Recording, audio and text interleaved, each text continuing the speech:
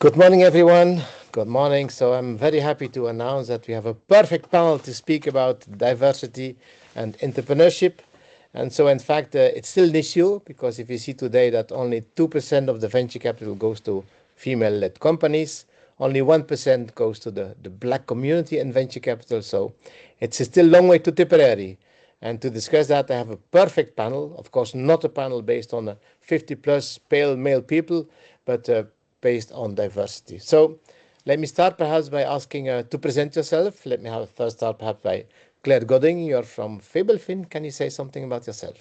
Sure. Hi, Rudy, everyone. Super happy to be there. So I am indeed the diversity, equity, and inclusion expert for the financial sector in Belgium and the co-chair of Women in Finance Association, which groups today 70 financial institutions that together represent over 90% of the sector and that yearly report their data on gender progression, contribute, share learnings, and so on.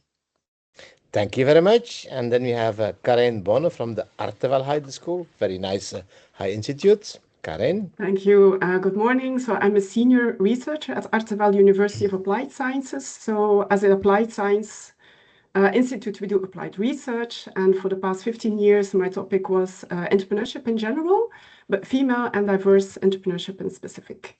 So I'm very glad to share within a minute some insights from our study. Thank you for being here. And then, of course, we have my friend Gilbert. Good morning, everybody. Maybe some people good afternoon already or good evening. So Gilbert Nyatani, I'm a trained banking and finance lawyer, born in Rwanda, but raised in Belgium. I practiced banking and finance law in Belgium, Tanzania, Burundi, Rwanda, and now back in Belgium. And in between, I have also been the CEO of Agaciro Development Fund, which is the Rwanda Sovereign Wealth Fund. Thank you. But now you're back in Belgium and speaking today on the Belgian country. Exactly. Thank you.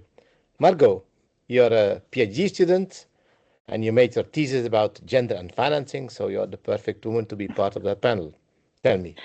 Yes, thank you. Good morning. Thank you for the invitation. So I'm indeed Margot Berele. I'm a researcher at Ghent University, where I'm doing my PhD at the Faculty of Economics and Business Administration within the research area of banking and finance. So indeed, I started my academic career with the master thesis under your supervision, Rudy, in which I studied the gender bias in crowdfunding, which is an alternative financing method.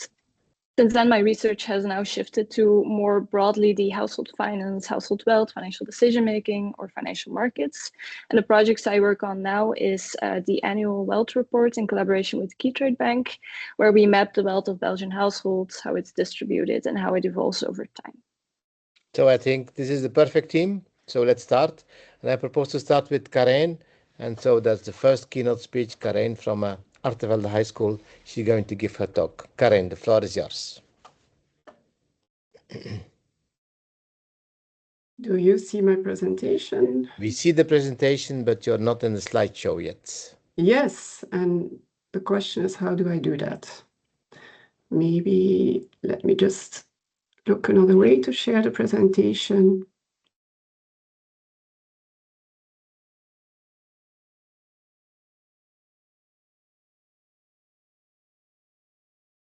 Yes, that's perfect. Okay, so this is a better way. Okay, but now you see my slide notes?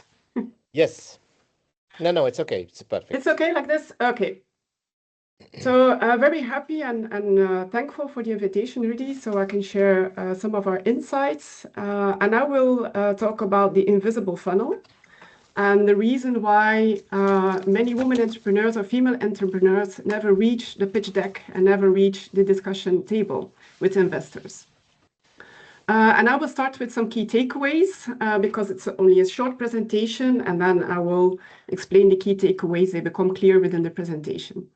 So first key takeaways are the biggest barriers emerge before the formal investment discussion begins. So before the pitch deck, before the application, before the discussion at table. There are many barriers that we have identified, but I will focus only on 3, and mainly these barriers also are intertwined and interconnected, but I will focus only on 3. Access to networks, reference frames that are used by investors, so investor bias, and credibility of female entrepreneurs. And then one of our main goals with the study is that we plead to measure in order to monitor, but measure the total financial funding funnel and not only the formal outputs. So the study was, the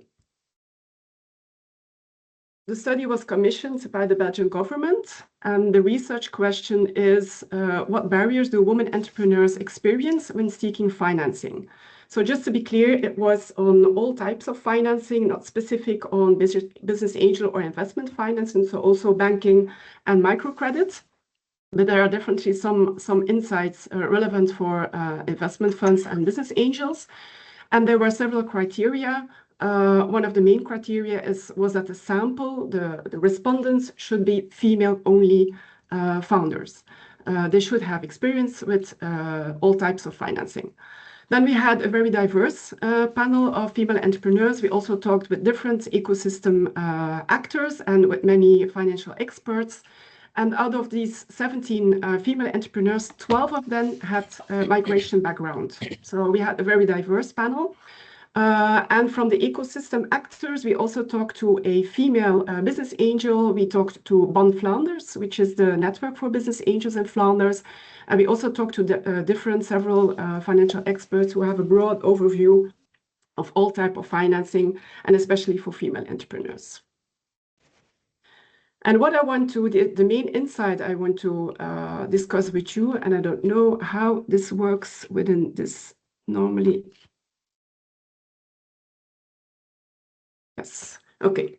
So what we notice that most of the studies, most of the actions, most of the measurements that are taken at the bottom of the funnel, at the level of the investment conversation, at the level of the pitch decks, at the level of the number of deals and the volume that is successfully made.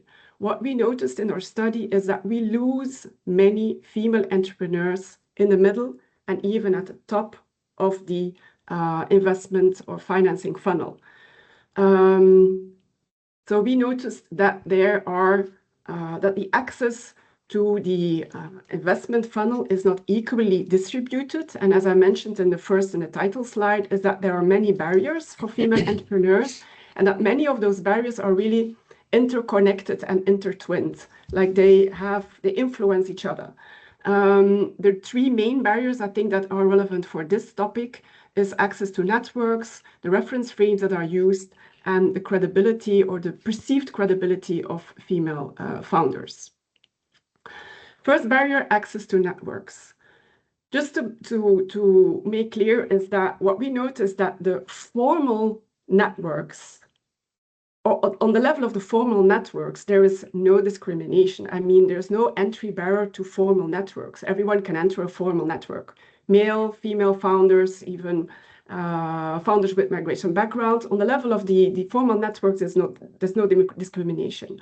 What we've heard and what we've noticed is that on top of the formal networks, there are many informal networks. And in the informal networks, that is where the discussions, the referrals are made, where the financial education is done, where the warm introductions are done, where the investment opportunities are shared.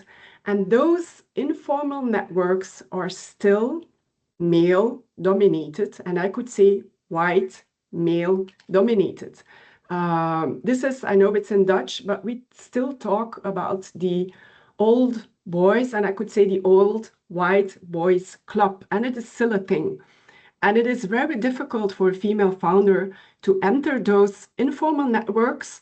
And what we've also heard and understood is that they're quite female unfriendly, because they have a lot of unwritten rules.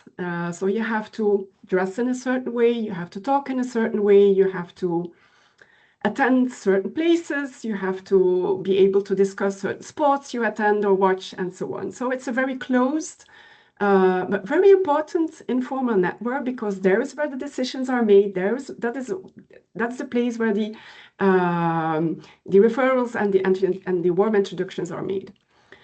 Linked to that is that almost all our respondents said that they assessed their own financial literacy, their own financial skills very low.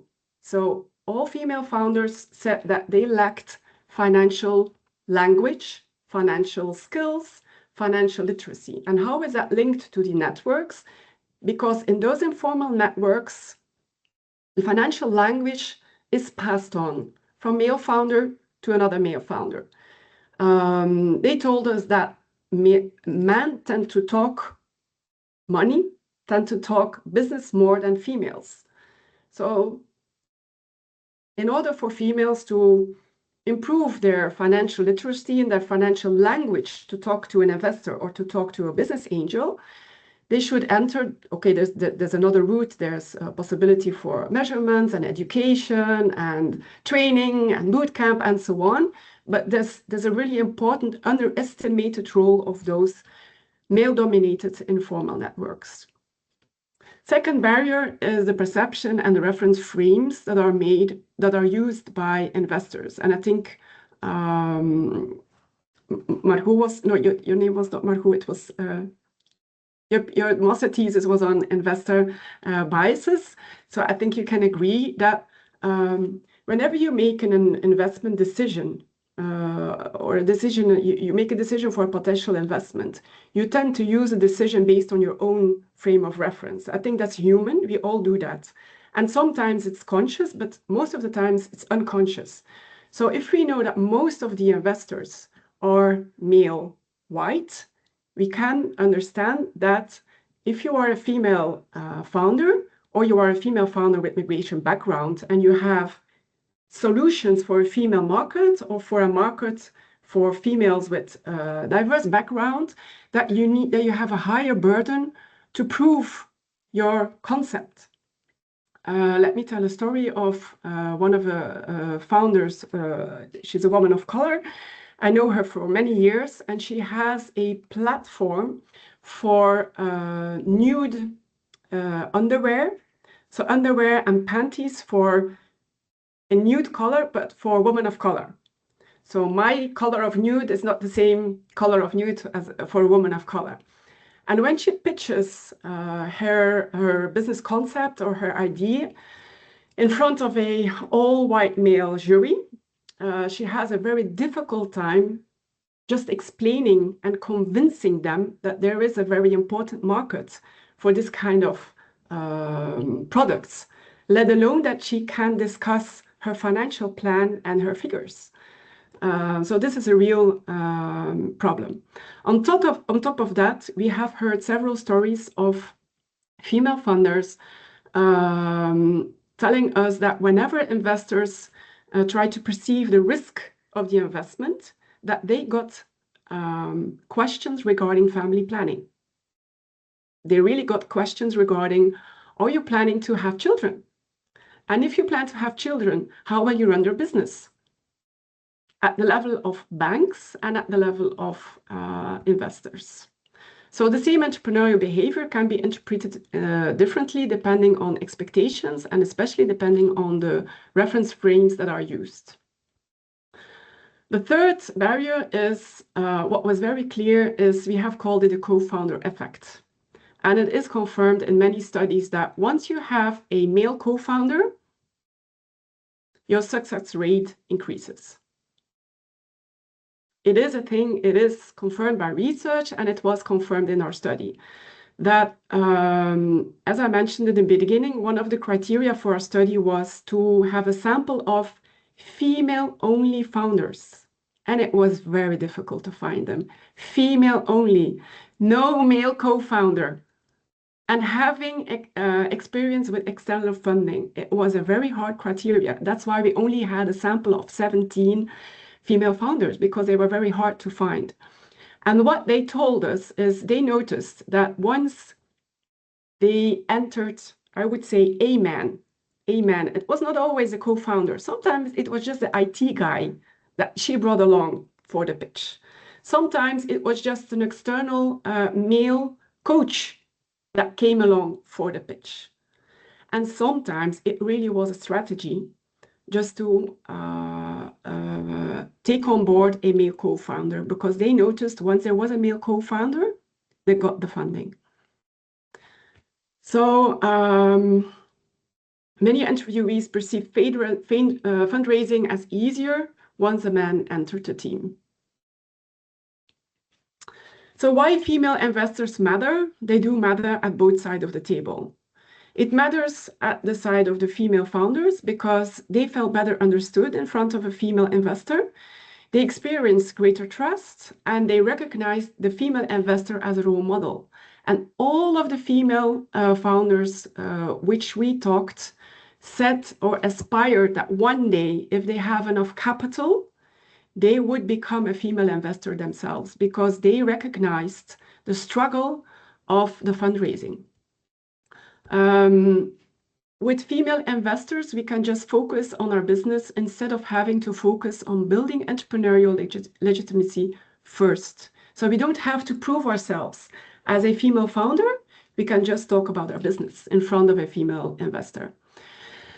If we look at the ecosystem, indeed, we have very few female business angels, very few female investors.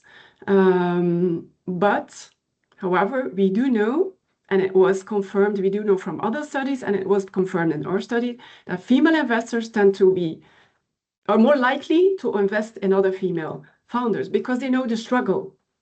So representation influences both access and the investment outcome. So representation matters on both sides of the table, and they're also intertwined. Having more female founders in the end will lead to more female investors. So one of our main pleads is to measure. Today we measure if we measure, because when we had a talk to Bon Flanders is the network for the Flemish business angels, we did ask the question, how many male and female applications did you receive? How many male and female pitches did you have last year? They did not know because they do not measure. They only measure at the level of the successful investments or the successful deals that are made. And if we just dig a little further, at the level of the investment or the deals, they did not distinguish between mixed teams or female-only teams, because the real struggle is for the female-only teams. So we plead to measure, not only measure at the level of the outcome, but you should measure the entire investment funnel, because we're losing many female founders just before, even before the deals are made. They get a no, but even before the discussion, and sometimes it's auto selection. They had an informal conversation, so they didn't pursue, they didn't have the right contacts, and so on. So the final takeaway, as I just mentioned, the challenge is not only who receives this investment, the challenge is understanding who disappears before investors even get the chance to say yes or no, and especially for female only, and even more for female diverse founders. So if we want more women-funded ventures, we need to track the entire pre-pitch pipeline. We need to create more transparent access routes. Just think about the informal networks. We need to facilitate warm introductions. And maybe I can end with one more story. And it was a story of a very young female founder of color. And she has vendor machines with Belgian skincare products. Maybe you have seen them in some of the railway stations, and she has one at the airport in Brussels. And she was looking to expand because it's a very scalable concept. You can have vending machines all over the country, even in other countries. So it's a very scalable concept. And she was looking to expand. At some point, she was invited to give a keynote at a conference. And in the waiting room, there was another guy, a very known investor, but she didn't know that the guy was an investor. And the investor just had small talk, and he was questioning her, "What do you do?" So she just explained what she was doing. And he was like, "Well, I'm interested to invest." You see? So if she wouldn't have had that talk in an informal, a completely different setting, she would never be introduced because she didn't even know the investor. Yeah? So warm introductions is very important, especially for those who don't have the network. So we should increase diversity among investors. So I'm very glad that Gilbert is among our panelists. We should increase diversity among investors, not only in gender, but also investor with migration background. Thank you. Thank you very much, Karen, and perhaps you can try to stop sharing if that is possible for you. Yes. So I retain, in fact, the old boys network is not a cliche, it's still a reality.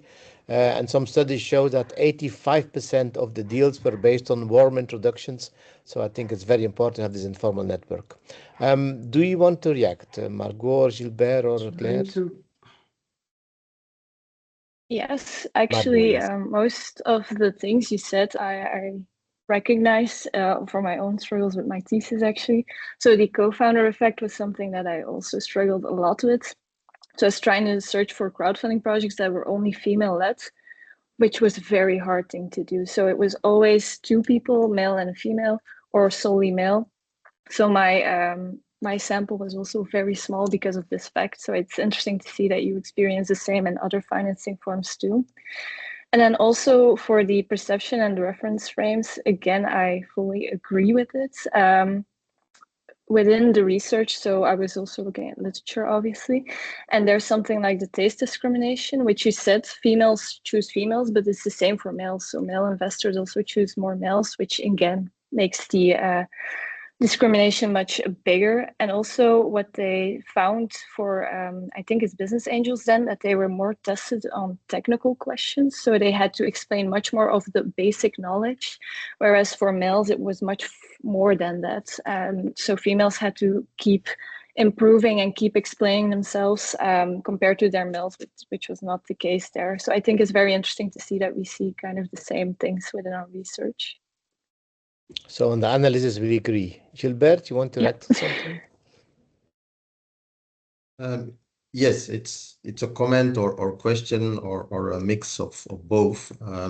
But as I mentioned, I'm back in Belgium since 2 years, and I'm a bit surprised to see that in 2026 we are still discussing this.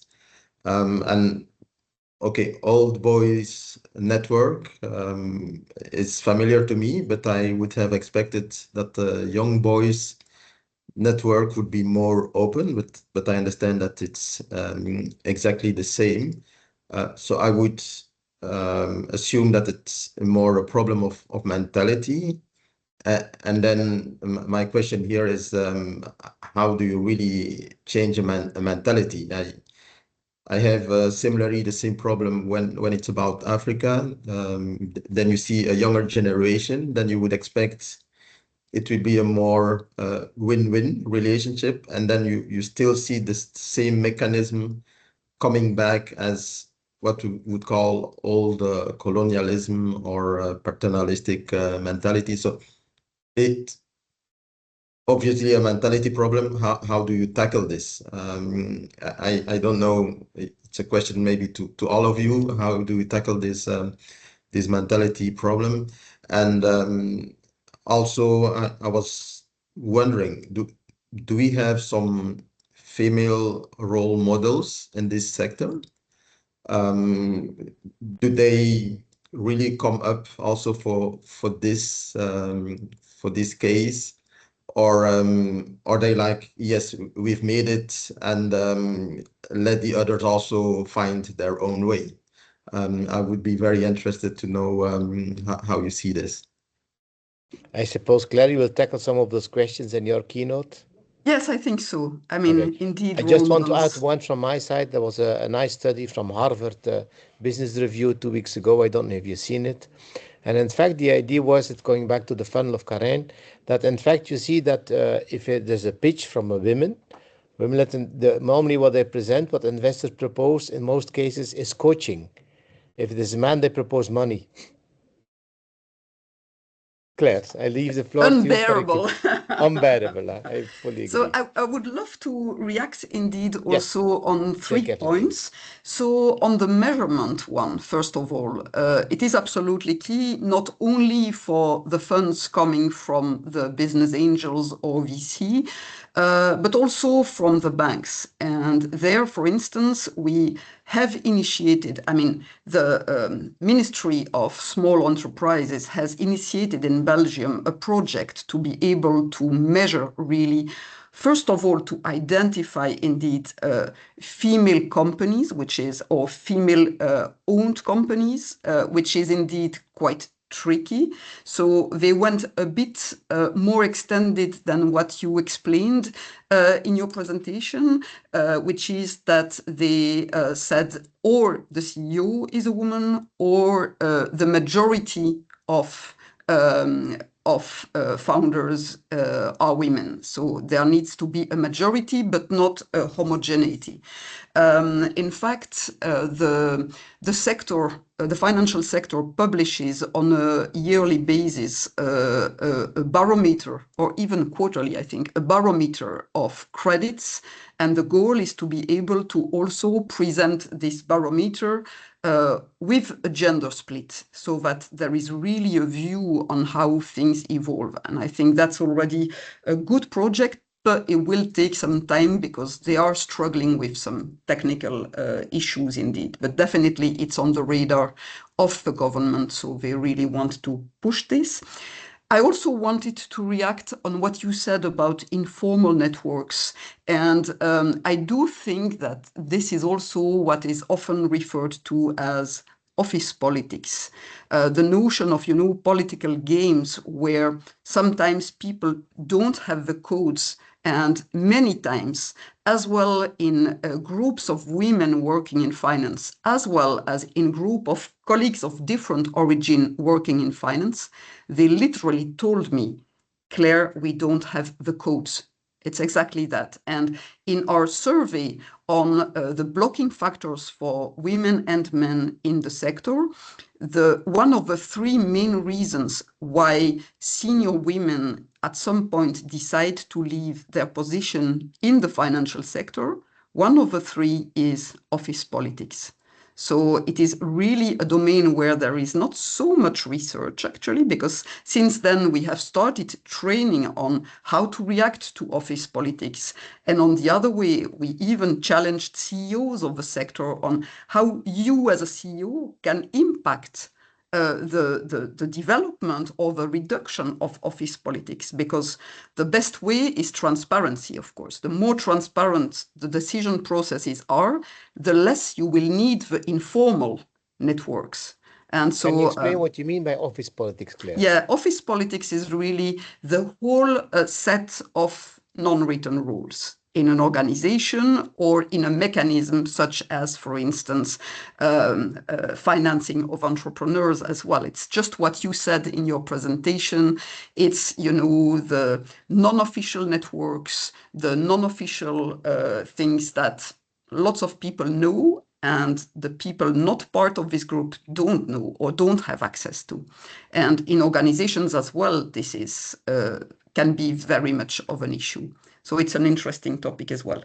My final small point was a point of hope when you say that female entrepreneurs very often intend to become investors. I'm not surprised. And just also to answer to Gilbert's worry, especially when women thrive, in most of the times, they do help other women to succeed as well. When they don't, it's very often in a strictly male-dominated environment where they go for assimilation as a technique of survival. Before I give the floor to you, Claire, for your keynote, could Karen or Margot answer to the question of Gilbert about how to change the mindset? That's a difficult one, of course.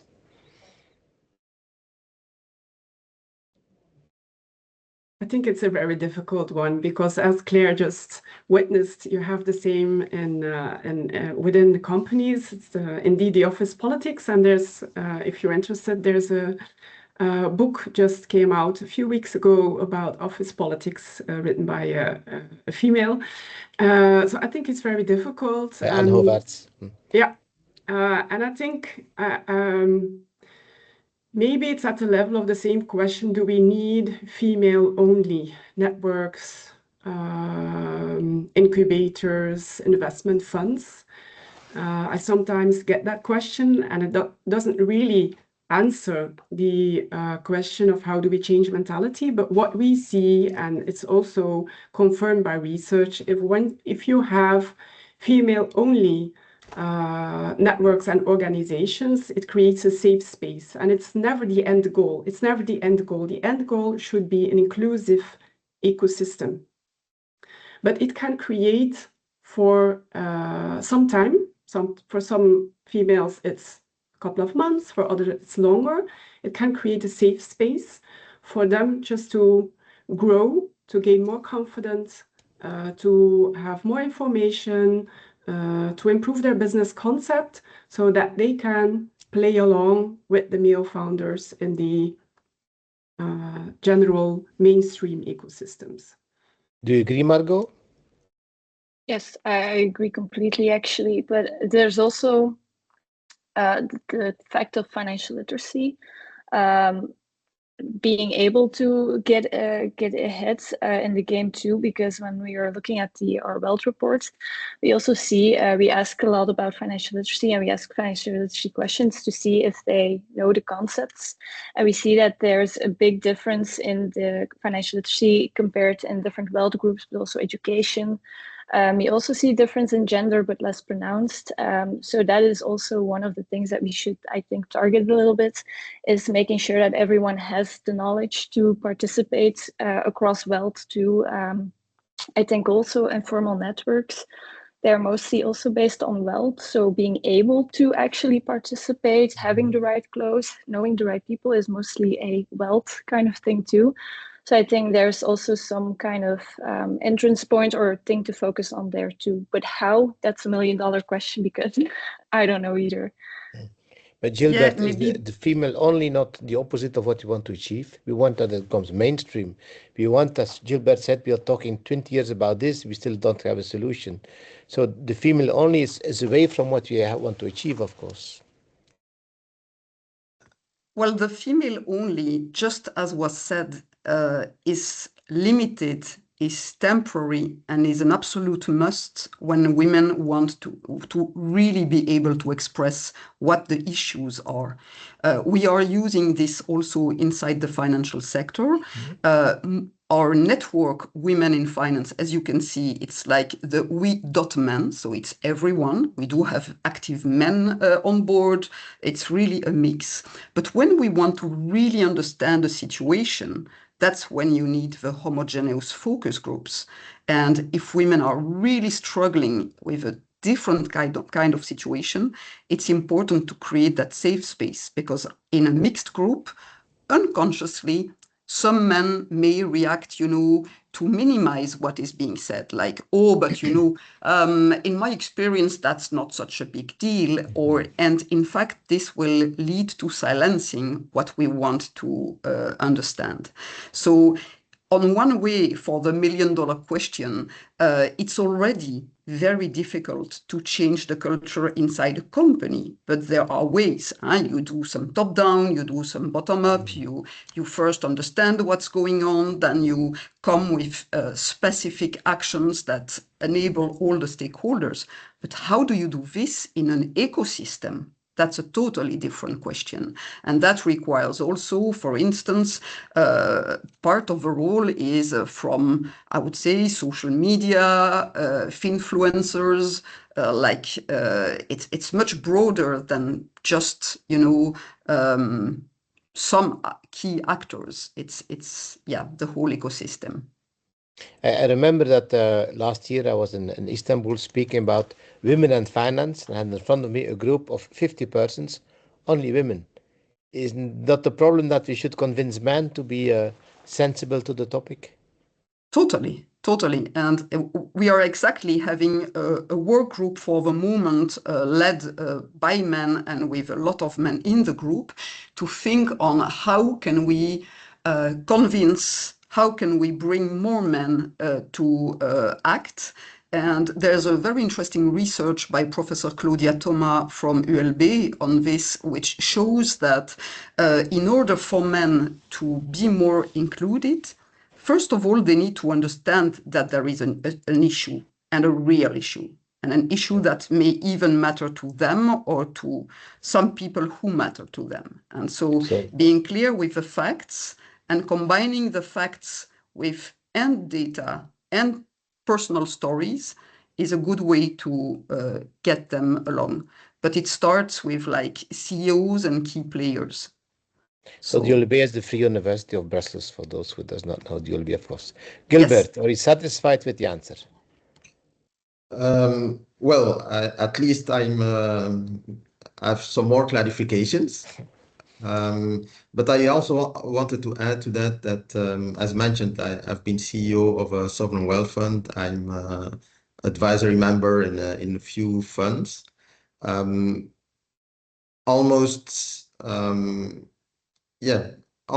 one of the criteria is gender. When you see criteria for funds, for investments, for grants. So now my question is this really a pro forma? Because when I hear what you're saying, it seems that this criteria is more like a pro forma and don't yield the results that would be expected, or am I a bit too severe for that? Who wants to take that question? Karin? I think there are two viewpoints on that. I think one is that, as I explained, that the question is how many female founders make it to the pitch of the investment fund. We lose a lot of them just before, so that's a real thing. So you see less of them when they apply for an investment funds. And then I agree that you can put in place at the level of investment funds, you can put in place some measurements, but how do you do that for individual business angels? I think that's a real question. Margot or Claire? No? Yeah, I think sometimes when we really struggle with an element in the society that doesn't move, having like formal rules or quotas or is a way to just make it happen. When we see what happened with the law on quotas in Belgium when it started at the time, there's one very interesting thing that changed after more women joined the boards of listed companies. And that's simply the number of questions asked. And when you think about what is the role of a board, is it not to ask questions? So lots of these women would never have been chosen if it was via the informal networks. But the fact at some point to say, well, look, now there is a minimum of X% in boards, or to be agreed as a fund, you would need as many files brought by female founders. That's the only way we find when we struggle on, I guess, on a cultural thing. And the interesting is that once the law had the impact, then you get to discover the good things.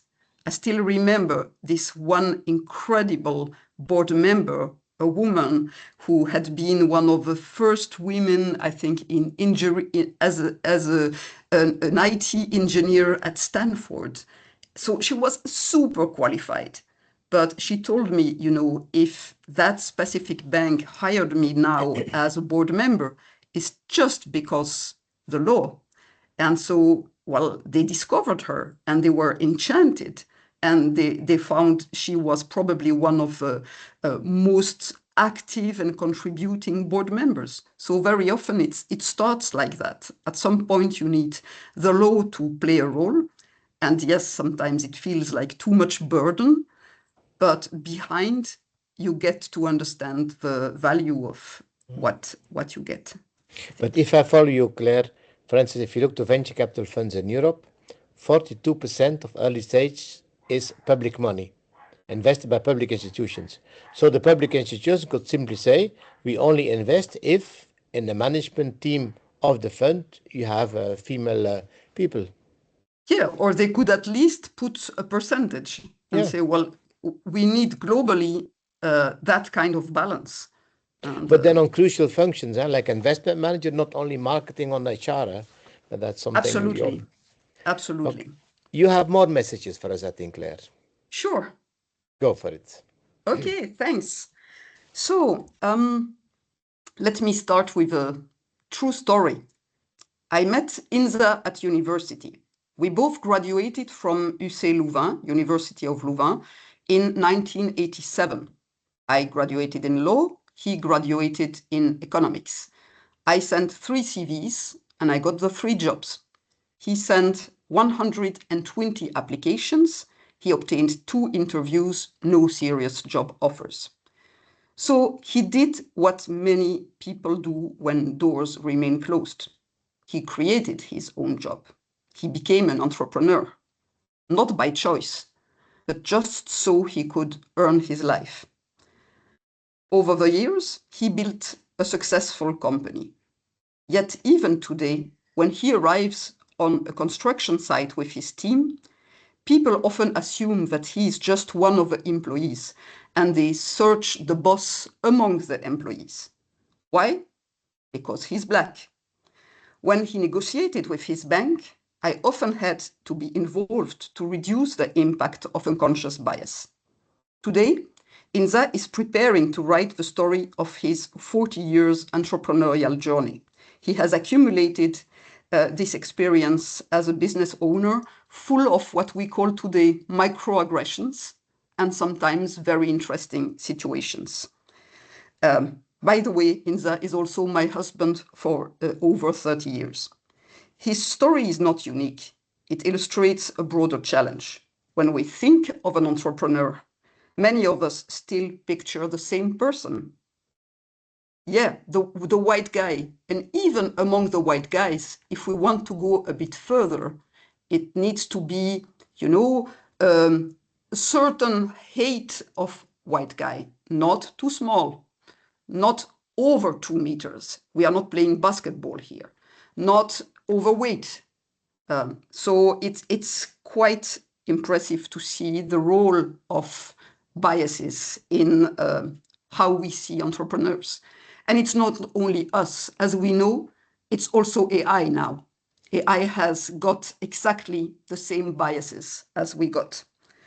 When we imagine a woman entrepreneur, or even again, when AI imagines a woman entrepreneur, we often unconsciously imagine a smaller business, a company linked to fashion, beauty, food, or perhaps a family business inherited from her father or grandfather.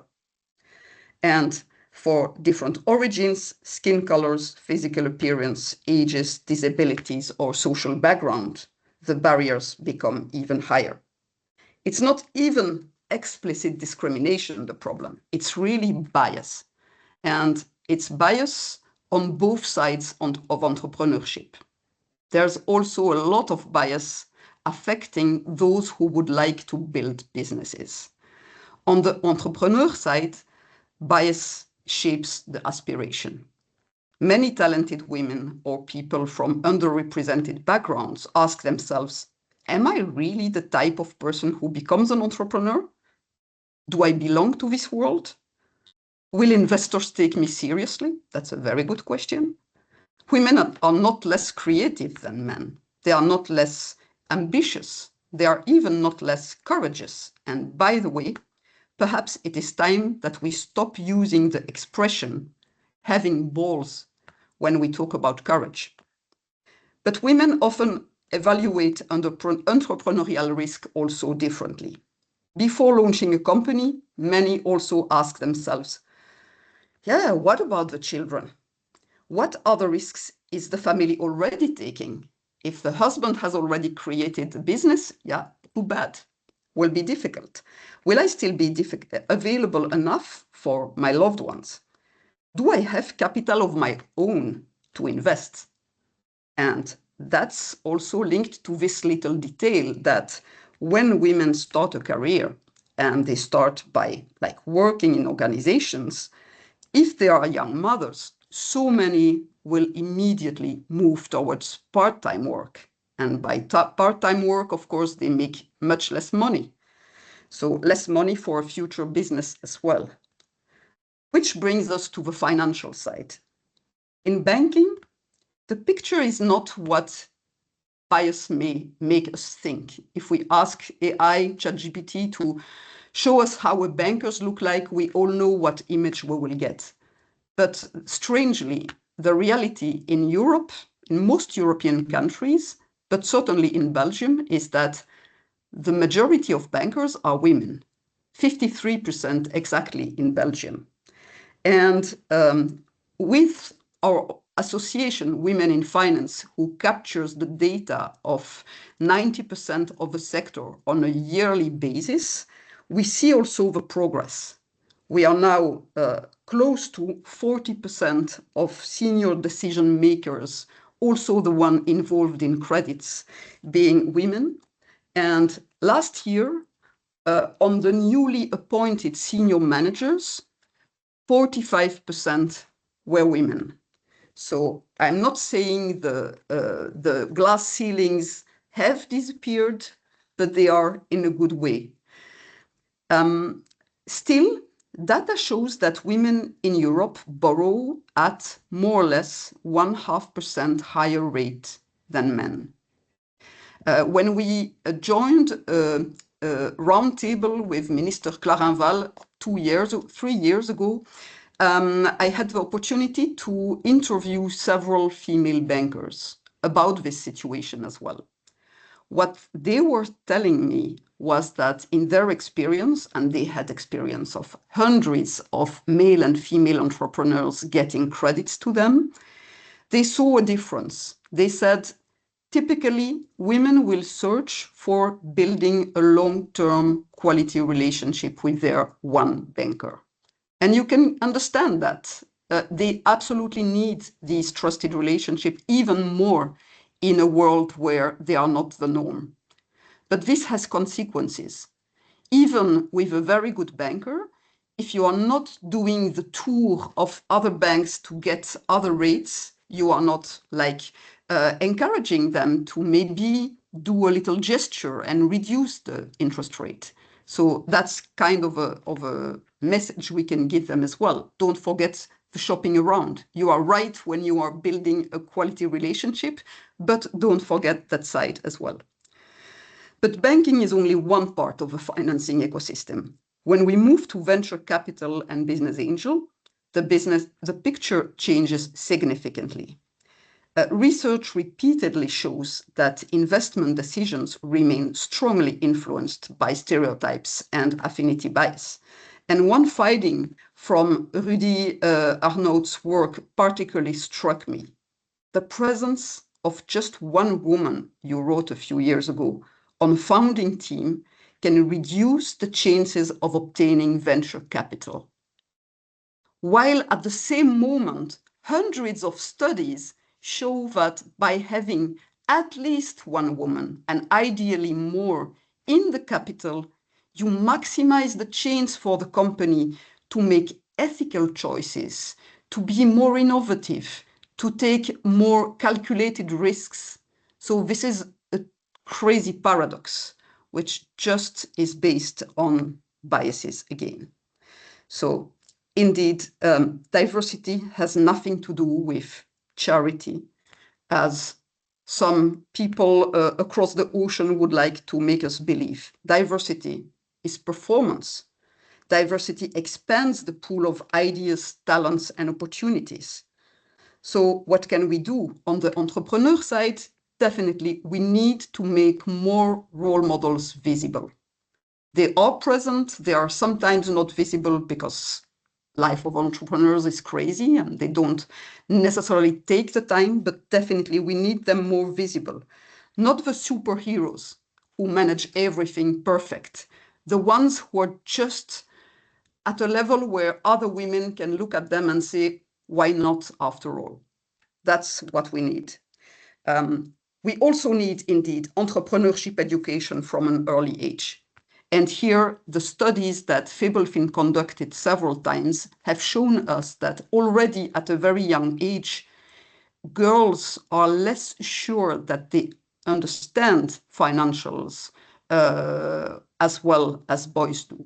So that's not necessarily that they don't get it, but they are not sure that they get it. So there's a kind of a lack of security, lack of confidence.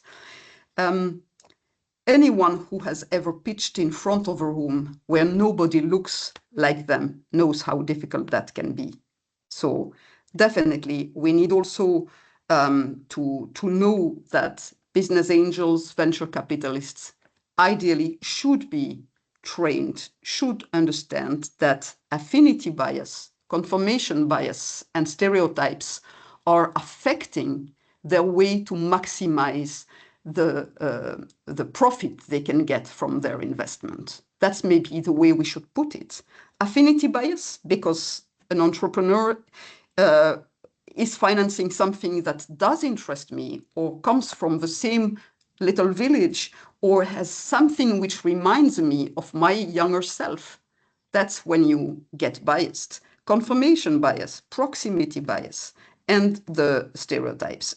When we train people, of course, it doesn't need to be the quick thing where people just push buttons because that's a request from, let's say, from Europe.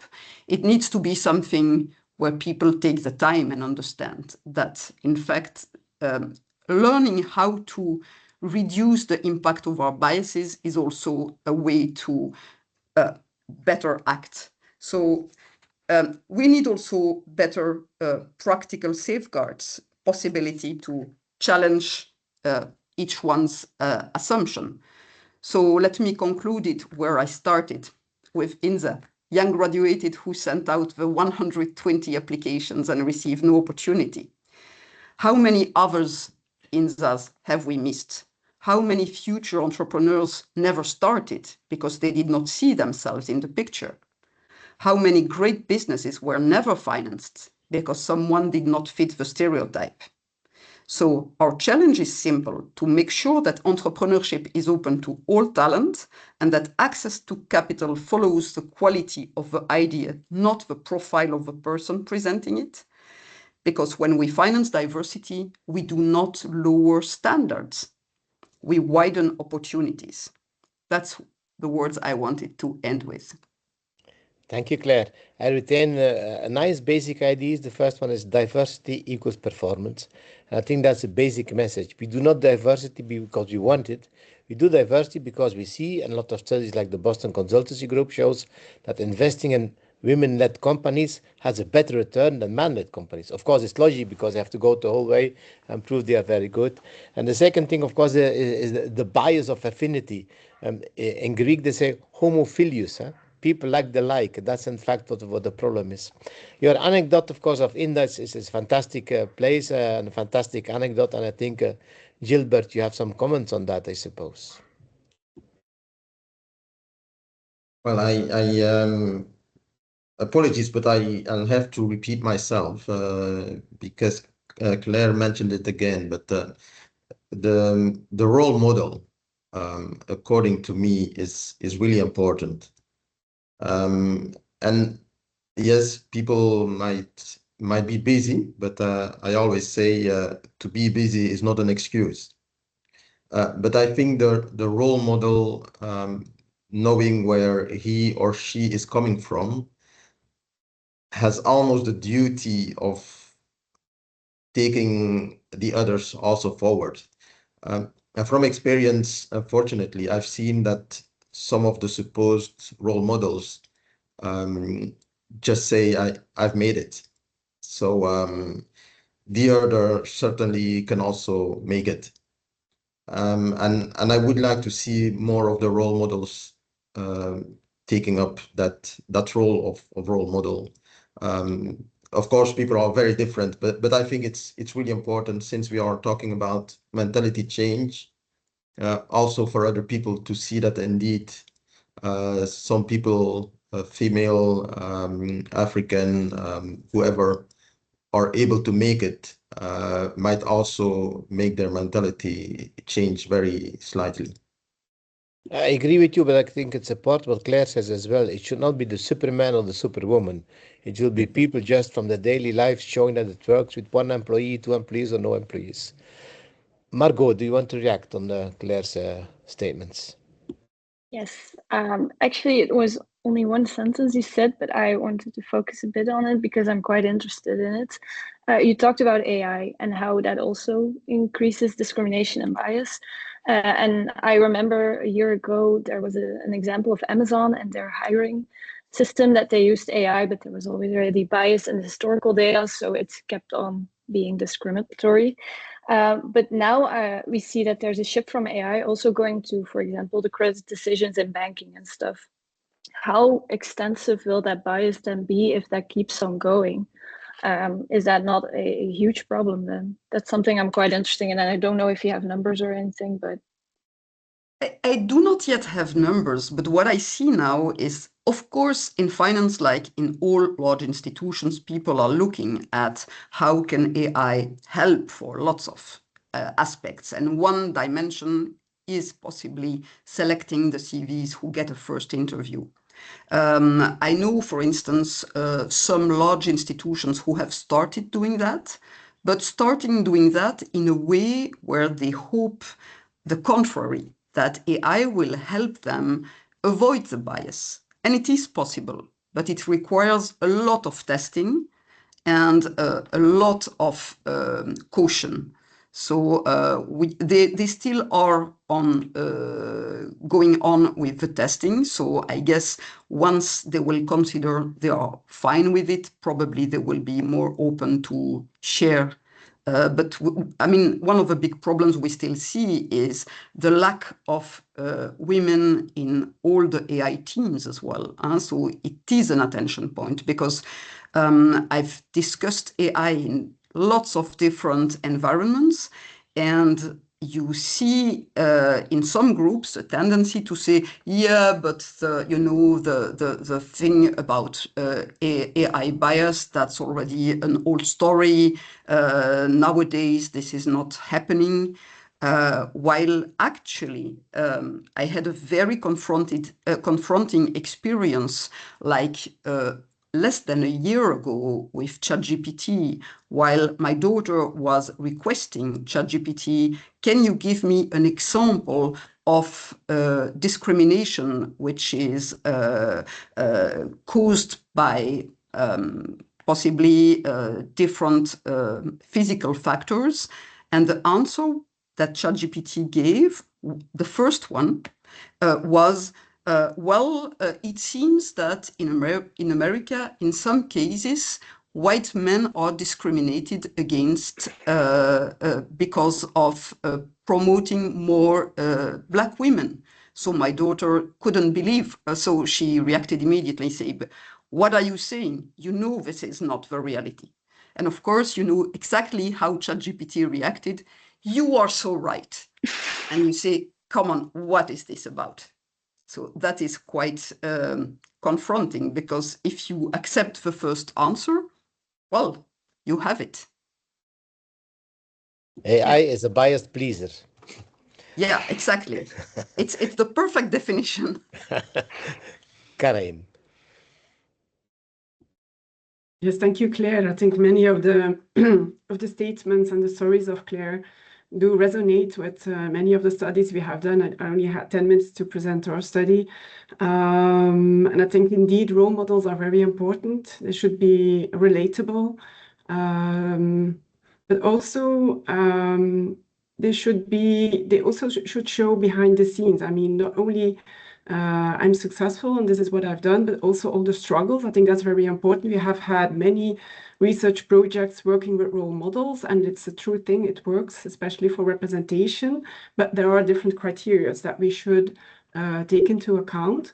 But on top of the role models, I would really plead to have more female investors, because having role models is one thing to have more female founders, but if we don't have on the other side of the table more access to capital, then we see that many female founders just stop or they're not able to grow.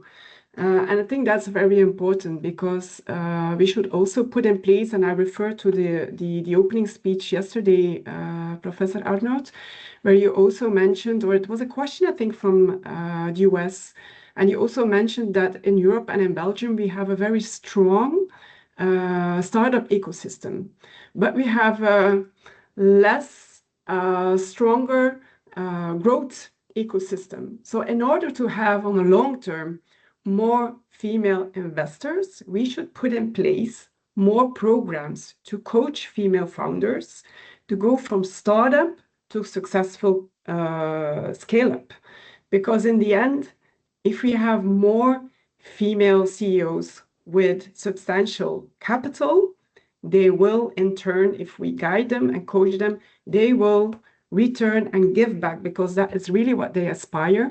On top of being role models, they really aspire to give back their experience, to open up their networks, and to invest in other females. So I think that's a really important one. So it's not only role models to have more female founders, we should also invest in more female investors. Then regarding education, I do agree that we have, I think we've put in place in Belgium entrepreneurship education starting from young age. We haven't put in place financial education. And it is also something that came up in most of our interviews, is that they referred both to education in school. There is no financial literacy education in school. And they also referred, and in some cultures it's even more obvious than in others, that in most of the households, boys are educated in sense of you should take risks, you will be the future provider for your household, you should be able to do things and be ambitious. And for girls, they're more cautious. You should save up, be cautious. Are you sure that you're up to this?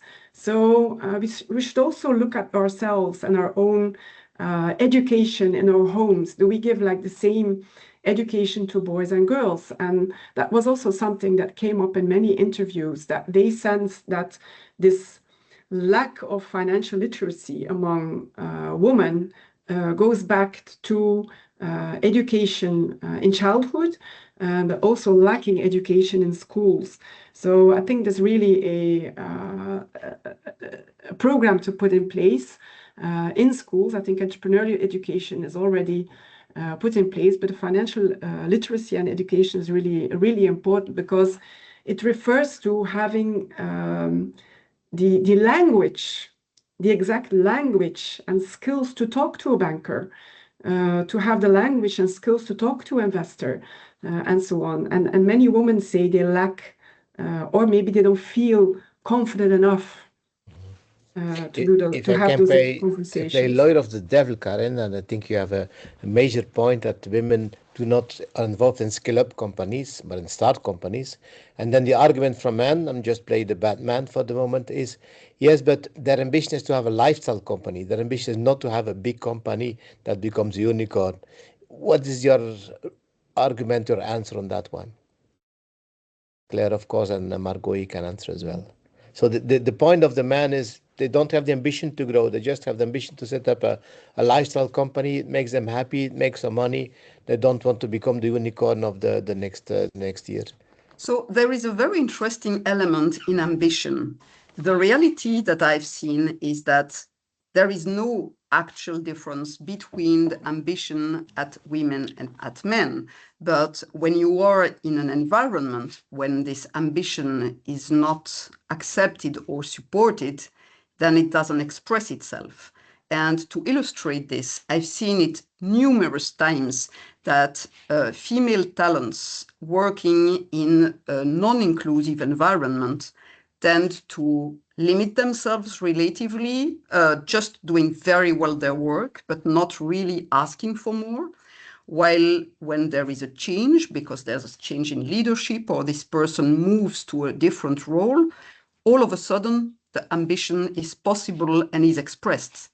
I've had an example in a region where the head of this region in a bank was a man, and when he was replaced by a woman, he told her, you know, I don't know, I'm very sorry, but so far I couldn't find any ambitious women to join our board. So for the moment, the board is homogeneous.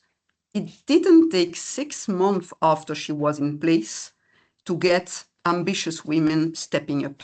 So the ambition is there, it's just less visible in non-inclusive environments. Thank you. Someone else want to react on that? If not, I pass the floor to Margot. Margot, you made your thesis on gender and financing. Could you give a pitch, because you got the prize for your thesis, because considered as the best, and you got a nice score from your professor as well. So tell her what was the thesis about, what's the conclusion?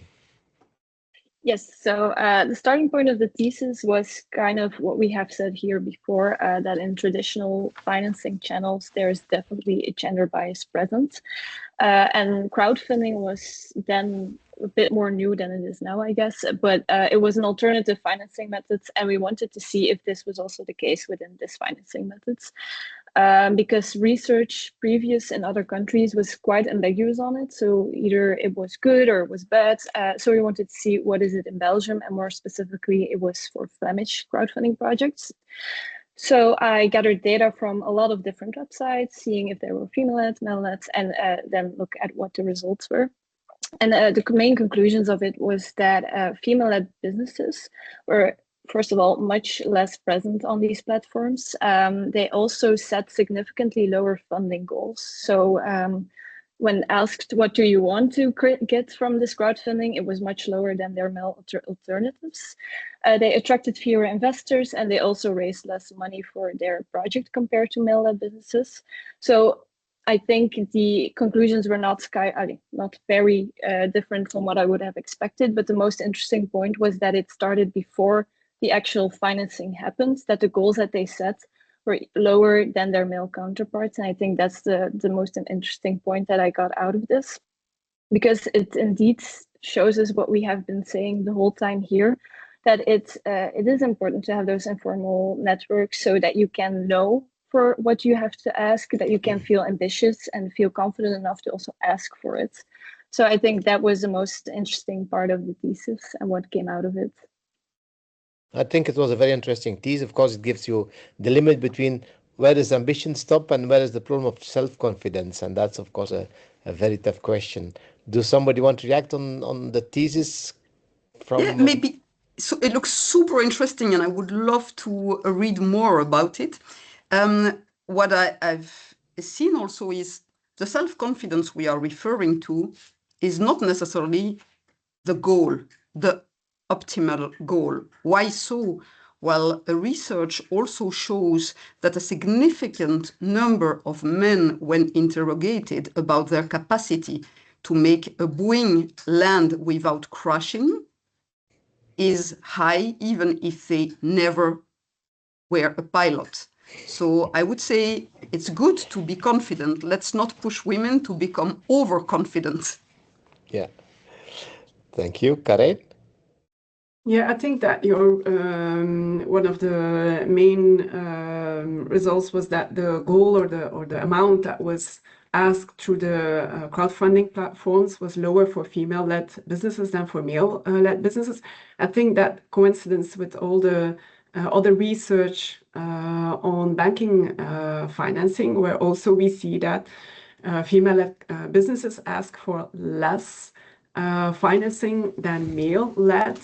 So I think it's maybe not that surprising, but I do remember that I came up with a study. I saw a study on crowdfunding And it was not related to the amounts that were asked, but the study mentioned that female-led businesses were more successful in getting their crowdfunding because females are better in storytelling, and that they create more confidence among the public about their products and their business. Because in our study, that was one of the recommendations. We had many recommendations. I would like, if there is some time in the panel, still return to the question of the measurements. And I think you referred to Code V, Claire Godin.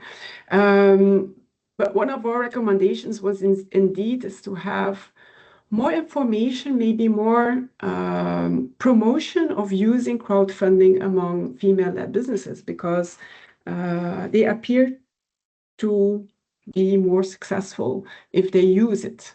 But it's a less known financing platform, I think. So if you're interested, the thesis of Margot is publicly available, so you can read it and look at her whole database and econometric analysis, which is really worth doing.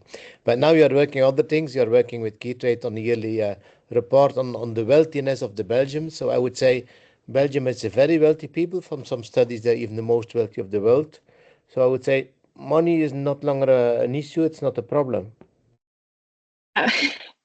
Yeah, so yes, Belgium in aggregate terms is quite a wealthy country, and even over the years we see that it keeps on growing, even higher than the inflation, meaning that we do not lose, or averagely speaking, we do not lose our purchasing power. But money is not a problem, is maybe not for everyone the case. So, and the main reason is that wealth in Belgium is, first of all, not that liquid always, and it's very much not equal. So the liquid part is that a lot of the Belgian wealth is actually within houses or real estate.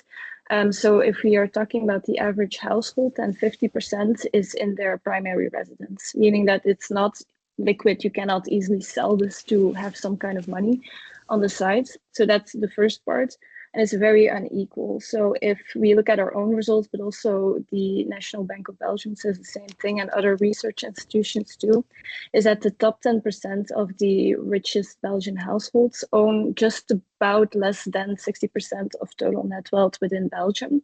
And that clearly shows a very strong imbalance.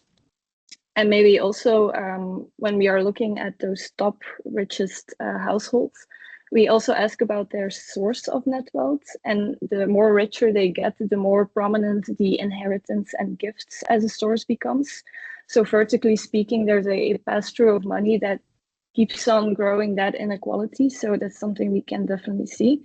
And while we're talking about entrepreneurship, we also asked about that. And then when we look at the lowest wealth quintile, we can see that 7% of the people indicate that a source of their net wealth is through entrepreneurial activities, whereas when we look at the highest quintile, it's about 35%. So there's a lot of inequality in entrepreneurship across wealth too. And that was one of my points that I tried to make earlier on too.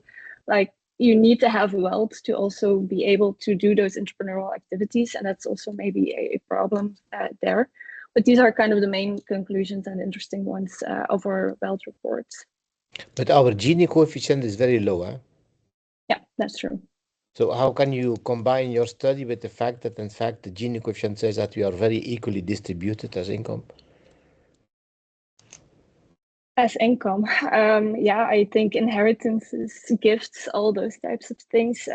As income, we might be quite equal, but not when it comes to what we have from our parents, grandparents, and so on. Wealth keeps on passing through, even though income might be quite okay. Yeah, so in fact, on the income, we have quite equality, but in fact, on the wealth, we don't have it. So it's nice to see that it's not a paradox. It's because, as you say in your study, wealth is coming from past generations. So it's nice to see that you don't get rich by working hard. That's another conclusion then. No, but there's the little detail about part-time work that you should not forget.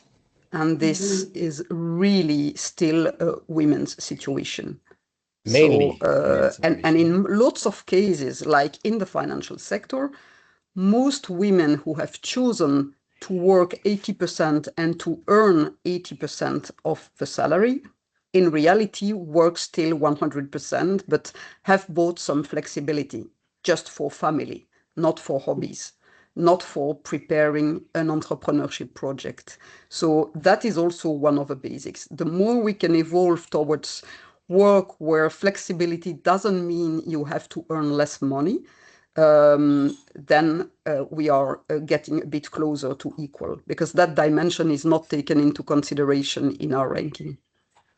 I think Maybe it's if I, interesting yeah. what Margot is doing, that every year we have this report and we see what happens with the world.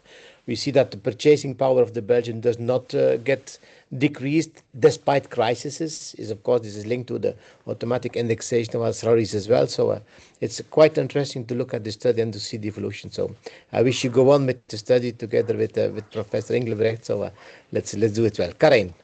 Yeah, I would just wanted to add two things is related indeed to the to capital and inheritance and so on. Is that many of our respondents, especially those with migration background, said that that lacking family capital, especially in families from with migration background, is really a very important barrier for setting up a business, especially when they compare themselves to, let's say, white startups, where they say that there's really an imbalance of family capital to use as in the starting up. Even I had a student, a girl, she mentored the business coach at university, and the business coach said to the student, "You just ask several family members 500 euros, you put that together and you have a small sum of money to start your venture." And she didn't even have the courage to explain to the business coach that in her family, 500 euros per person is really a big amount that she could not impossibly ask. So that's one thing. And then the second thing I wanted to react to Claire's intervention regarding women working part-time.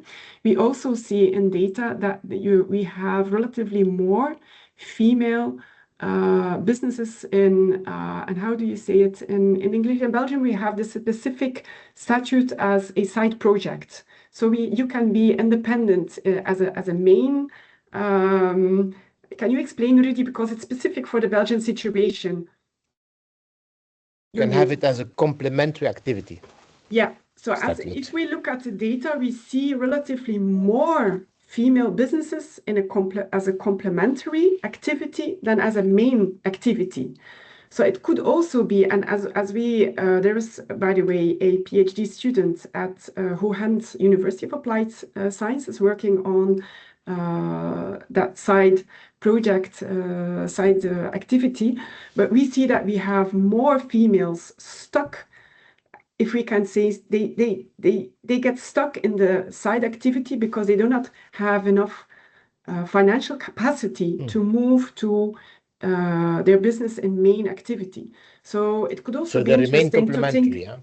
Yeah, but it could also be interesting to think of measurements, because there was once, and I know that the Belgian government has stopped the measurement, there was once a measurement to move from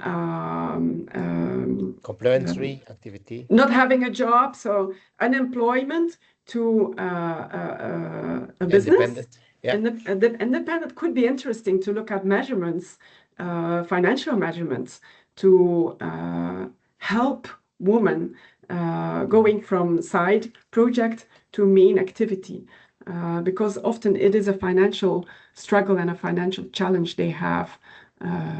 So that was related to Margot's results. Well, one of the problems is if you move from complementary to main activity, you have other social charges. So you have to pay 900 euro every 3 months. And if you don't have a large turnover, 300 euro a month is quite heavy. Gilbert, you're a very strange man, because you have mentioned the sovereign fund in Rwanda.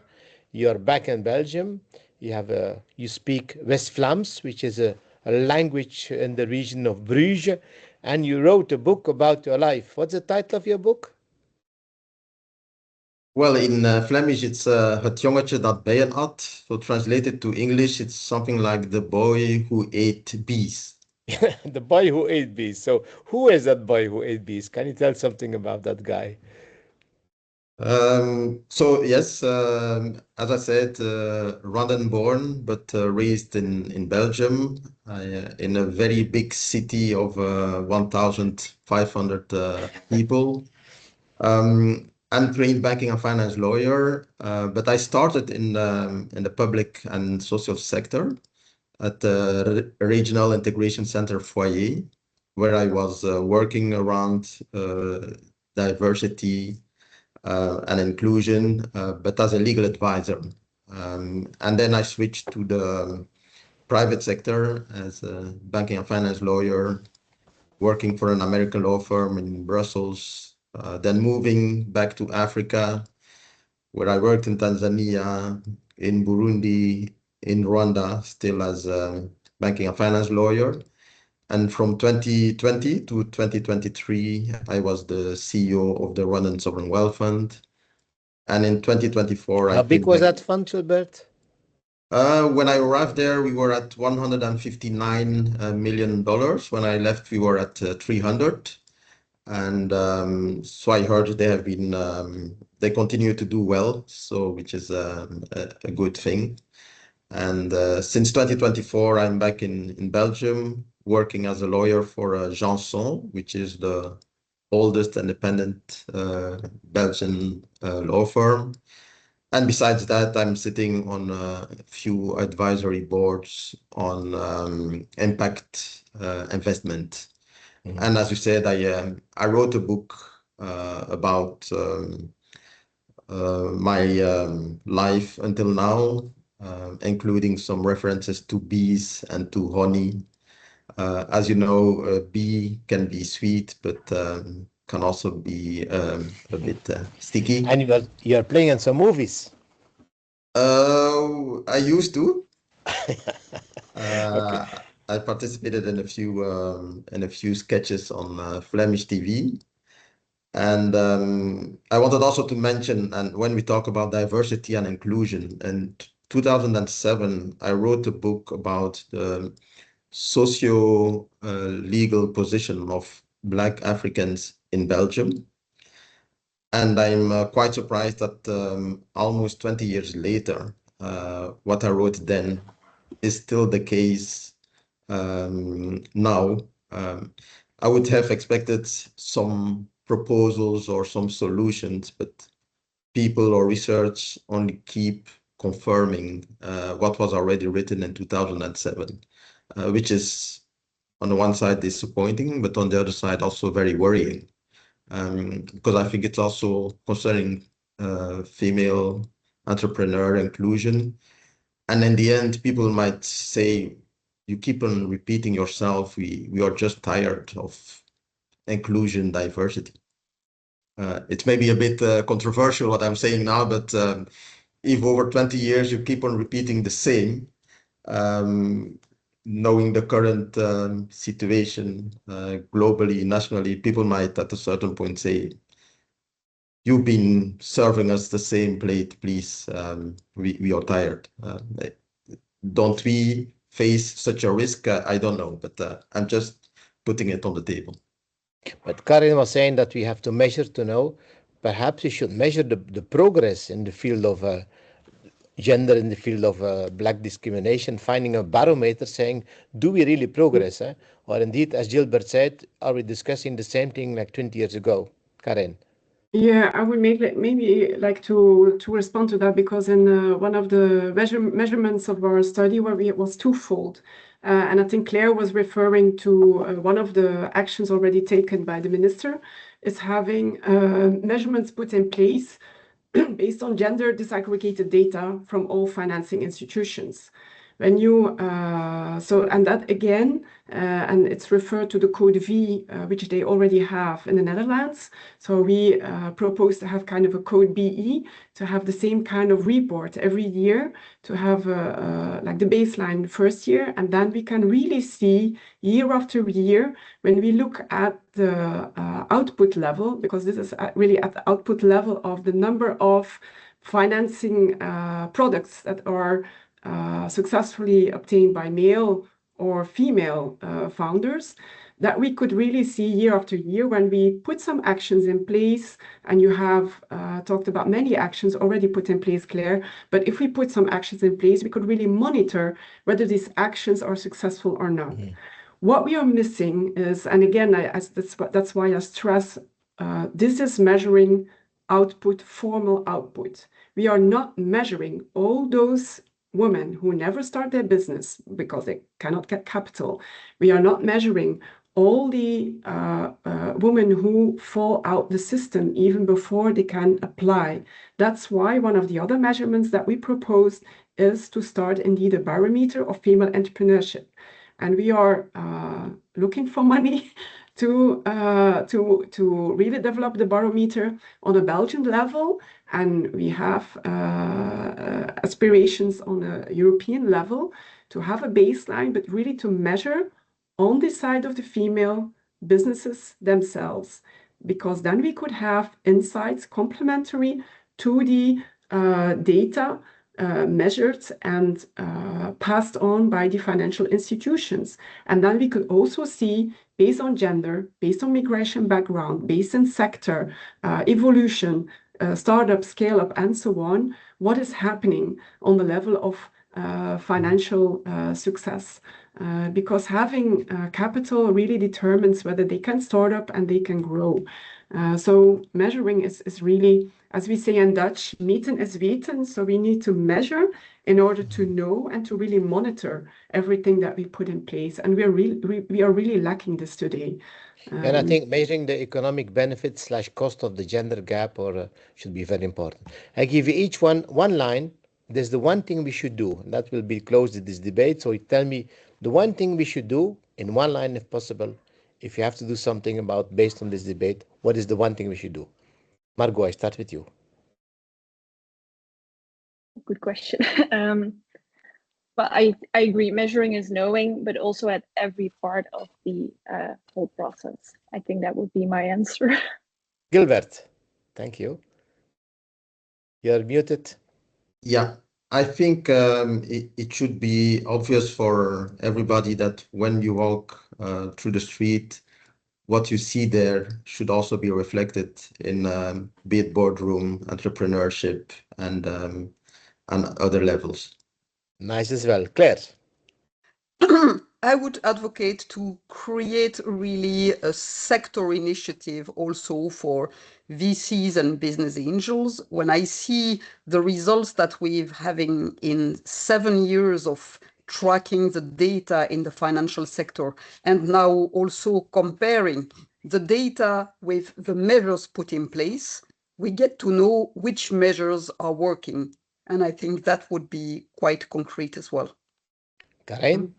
Yes, and as an academic, I would also say measure, but at both sides of the table. So at the financial institutions, we should measure baseline and then monitor, and at the same time measure at the point of view from the businesses themselves. I find this for myself a very nice, interesting debate. I learned quite a lot as well, and I hope that the auditors will learn a lot as well. So thank you, Margot. Thank you, Gilbert. Thank you, Claire. Thank you, Karen. And see you soon. Thank you very much. Bye. Thank you. Bye-bye. Thank you. Thank you. Yeah. Stop recording.